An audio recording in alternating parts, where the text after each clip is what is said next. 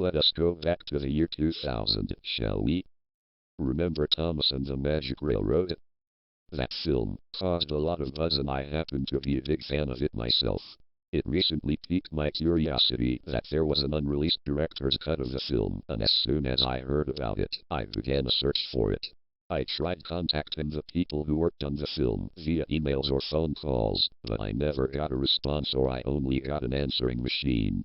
My last resort was contacting Brittlecroft, the person who directed the film. Through Skype, I was interviewing her and I asked her general questions like, where did you get the idea for this film? And what did you think of the finished film? And whatnot. So when I finally asked her about the purported director's cut, she just fell silent. I could see her face going pale. She proceeded to tell me, don't look for it. Just let the memory die. She hung up the call right then and I just sat at my desk, confused. I went to bed. The next day, I tried emailing Mrs. Allcroft about the director's cut in an attempt to find out more. I managed to get a response exactly 45 minutes later. The email said, just give me your address and I will send it to you. If you're sure you want to see it, then I guess I can't stop you. Beware, for the things you will see will forever stay in your mind for the rest of your life. I was unsure if I really wanted to see the director's cut at this point, but hey, morbid curiosity got the best of me. So I sent back another email with my address and a thank you. A week earlier, I received a package from Brit herself. It was the director's cut VHS tape. Strangely, it had the exact same design as the regular Thomas and the Magic Railroad VHS tape. I popped it in my VHS player, yes, I still have one, and let it play. Man, just how I wish I could take that back. The familiar logo jingles weren't heard. Well, they were, but the audio was very distorted and playing in reserved. It had fishes, with red eyes smiling from a sponge-filled red mist, Creepypasta in the background, and ghost static, while the Alliance Pictures logo appears. The Ellen Pictures logo was there, and it was very distorted and playing in reserved static in the background. After the logo was over, it fades to black. The audio is still playing. The intro of the film was different, you know, the part where Thomas meets Percy, right?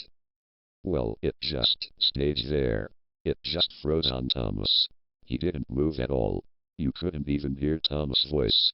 It was just total silence. The screen stayed on Thomas for about 6 minutes until the tape cut to the scene of Thomas and the conductor driving down the rail. Wow, this was pretty late in the film. But there was no sound. It cut to static for about 5 minutes, but again it was silent. The weird thing was, I could make some sort of hidden video in the static.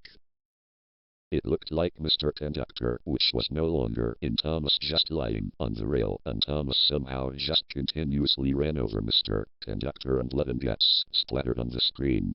Aw, sick. I nearly vomited, but after the video clip ended, the film cut to the scene where Thomas is driving one of the characters in the film, but it was still silent.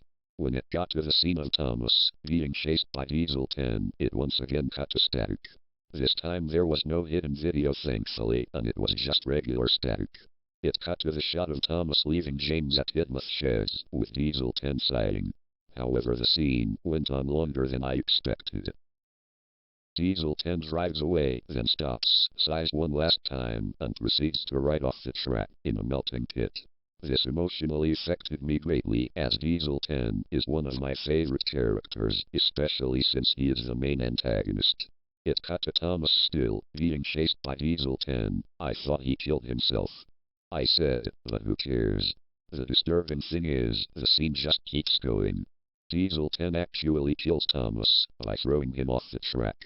Thomas' disembodied head rolls toward another one and gets crushed with a hyper-realistic crunch by P.T. Boomer's gun. I couldn't take it. I screamed. OHHAILMO. I ejected the tape and smashed it with a hammer. I'm never gonna buy any of the bootleg tapes like this. I had nightmares about the tape for almost 2 weeks. One day, I got the original Thomas and the Magic Railroad tape. And as I sat on the couch for 25 seconds, there was a whisper behind me. It said, "Would you like to watch it again?" I turned around and it was a Thomas doll with red eyes, smiling. I then threw the stupid thing out the window as I said, Leavemealone. IHAVE, no time to play. If you ever see a bootleg VHS copy of Thomas and the Magic Railroad, stay away from it, or why don't you destroy it?